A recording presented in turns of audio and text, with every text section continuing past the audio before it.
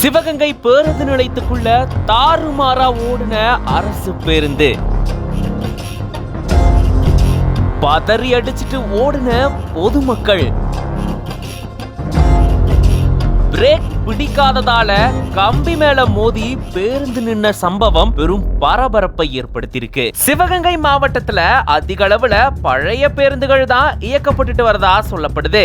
இந்த நிலையில தான் மதுரையில இருந்து ஆர்.எஸ். மங்கலம் போறதுக்கான அரசு பேருந்து பயணிகளை ஏத்திட்டு சிவகங்கை பேருந்து நிலையத்துக்கு வந்திருக்கு. இந்த பேருந்த பெருமாள் அப்படின்ற பேருந்து ஓட்டுநர் ஓட்டிட்டு வந்திருக்காரு.